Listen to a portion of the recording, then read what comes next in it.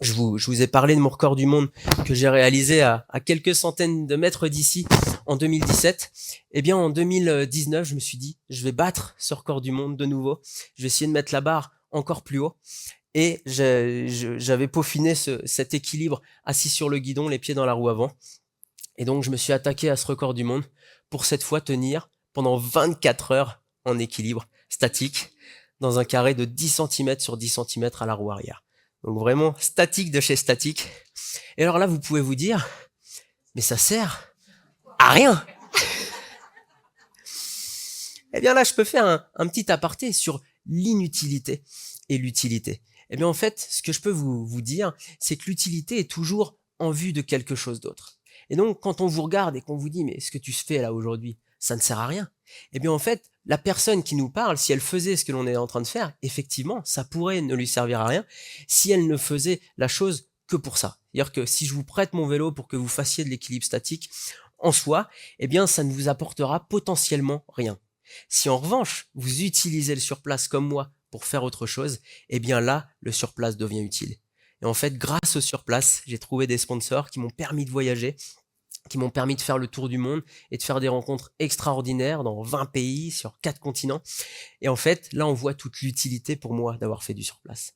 Et donc, il en est de même pour vous. À chaque fois que vous avez une activité où vous dites, moi, je me régale, je me plais, ça me plaît. En revanche, eh bien, autour de moi, certains se demandent pourquoi est-ce que je fais ça. Eh bien, en fait, ils ne voient pas forcément la portée que cela peut avoir pour vous. Et donc, on a vraiment besoin de s'enfoncer, d'aller à fond dans ce qui nous passionne, dans ce qui nous active, dans ce qui nous anime, parce que tôt ou tard, eh bien, on peut trouver justement la petite ficelle qui va faire qu'on va pouvoir vivre de notre passion et de notre différence. Et donc, je me lance dans ce record de 24 heures, et là, je vais énormément m'entraîner. Je vais commencer par des nuits, commencer à 22 heures, finir à 6 heures du matin, puis de 19 heures à 10 heures le lendemain.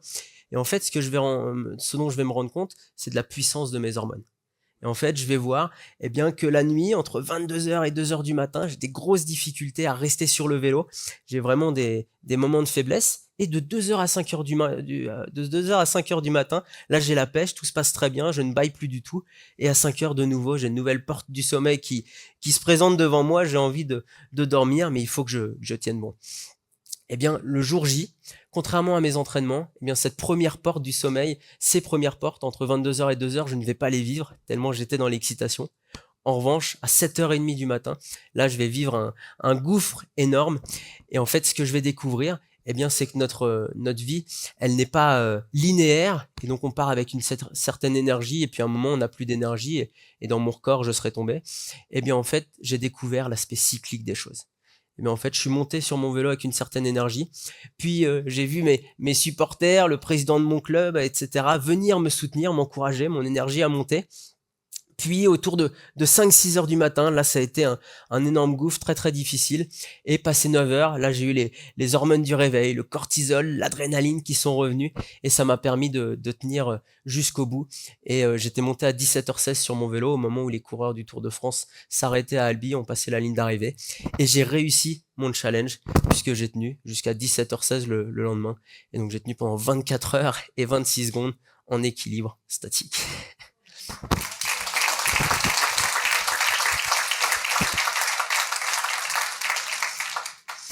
Et donc, ce que je veux que vous reteniez de cette performance, eh bien, c'est qu'en fait, dans la vie, parfois, on a des moments un petit peu douloureux, un petit peu délicats, et on se dit, mince, jusqu'à quand ça va durer? En fait, quand on persévère, eh bien, la roue tourne, les choses s'inversent, et effectivement, on voit le bout du tunnel, et là, il y a un horizon qui s'ouvre. Et donc, on voit la force, l'importance, la puissance de la persévérance. Vraiment, la persévérance, le travail, ça, il n'y a pas de secret. C'est absolument les fondamentaux de la réussite. Et peut-être que comme moi, eh bien, quand vous serez dans votre salon, eh bien, vous allez travailler dur dans l'ombre. Mais en revanche, c'est ce travail qui fera la différence pour que le jour où vous serez justement sous les projecteurs, le jour où il y aura un journaliste pour parler de vous et de votre travail, de ce que vous cherchez à développer, eh bien, c'est là que vous pourrez faire toute la différence. Mais en tout cas, le travail dans l'ombre, il n'y a pas de secret. On a tous besoin d'y passer. Et j'aimerais terminer sur une anecdote du monde du vélo qui montre à quel point, eh bien, dans la vie, faut pas se mettre de frein et vraiment, tout est possible. ça s'est déroulé lors des championnats du monde de descente en VTT en 2015, lors de la Coupe du Monde en Autriche. Donc, dans un paysage somptueux, il y a Aaron Gwin. Il est alors leader. On imagine que c'est lui qui va s'imposer. Il est donc le dernier à partir. Tout le monde est parti. On a les chronos de chacun. Ça dure à peu près 3 minutes, la course. Il séance du haut de l'épreuve. C'est parti. Il y va pour gagner. Et là, au bout de 20 mètres, qu'est-ce qui se passe? Il prend le premier tout petit saut. Il atterrit. La chaîne casse. Waouh! Il baisse la tête. Il comprend ce qui vient de se passer. Qu'est-ce qu'il va faire? Il va tout donner. Premier virage, il pompe, il utilise le relief, et il va essayer de prendre de la vitesse, de freiner le moins possible et de donner le meilleur de lui-même. Les commentateurs sont à fond avec lui, ils savent que ça va être délicat, mais ça va être spectaculaire. Et donc on a envie de voir ce qu'il est capable de produire. Et là, à mi-parcours, qu'est-ce qui va se passer? On découvre qu'il est à 8/10 du premier, il est deuxième au temps intermédiaire, c'est extraordinaire, et il continue à prendre les virages avec une fluidité, une souplesse démente, c'est sublime, c'est très spectaculaire, et donc il enchaîne les virages très techniques, puis la fin du parcours arrive, là c'est beaucoup plus rapide, il enchaîne les sauts très grands, et il passe la ligne d'arrivée, devinez quoi? Il bat le premier de 45 millièmes de seconde. Tout ça s'enchaîne. Imaginez la tête du deuxième. Eh bien là, on voit que dans la vie, le plus important, c'est la foi. C'est d'y croire, et à partir du moment où on a confiance en nous, qu'on donne le meilleur de nous-mêmes et qu'on persévère, eh bien effectivement, tout est possible. C'est vraiment ça que je veux vous transmettre ce soir. Eh bien, c'est qu'à partir du moment où on se dit que même si on n'a pas tous les atouts dans notre jeu, eh bien, si on se donne à 10 fois plus que les autres, eh bien là, on pourra réaliser l'impossible et rendre l'impossible possible. Eh bien, justement, comme à Aaron Gwin, parfois le moteur, on va découvrir qu'il est ailleurs. On pensait que le moteur était dans la chaîne. Eh bien, en fait, le moteur du vélo était dans sa capacité à pomper, à utiliser le décor. Maintenant, c'est à vous de jouer avec toutes les ressources qui sont les vôtres. Si on se concentre sur le positif, sur nos atouts, sur ce que l'on a en nous et qu'on a un entourage positif et qui nous donne confiance en nous, alors tout devient possible. Merci beaucoup.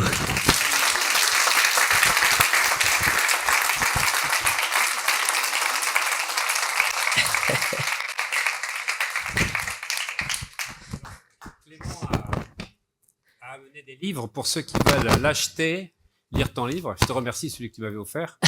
Et le est dédicacé, et puis il se tient à votre disposition hors vélo. Parce que là, tu as quand même tenu 1 heure. Je crois, ouais. Voilà, donc on va prendre 20 minutes, que tu vas pouvoir répondre aux questions, puis nous, on conclura par un exercice pour terminer. Avec grand plaisir. Voilà, puis après, on se retrouve après Super. Ça, et donc tu seras avec nous.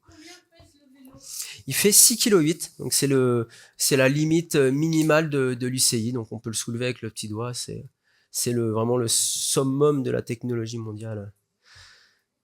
Boyeux? Ouais. Alors on peut les gonfler jusqu'à 15 bars les boyaux, et donc ça permet d'être dur comme du bois, et du coup on a une surface de frottement au sol infime, ouais. Et ce qui permet du coup de réduire les frottements, et donc d'aller encore plus vite. Voilà, merci. Bah, écoute, on va te permettre de t'hydrater peut-être un petit peu. Eh oui. Ouais, bah, on a 20 minutes, c'est bon, comme ça tu peux répondre aux questions et puis amener tes livres si tu veux. Merci beaucoup. Donc je les ramène ici. Quoi? Je les emmène où? Ben non, on s'est mis là-bas. C'est plus simple. Ou l'entrée ou au fond comme tu veux. Ouais, ici, ouais, tout à fait, tranquille. Ouais. Je vais faire les dédicaces, moi.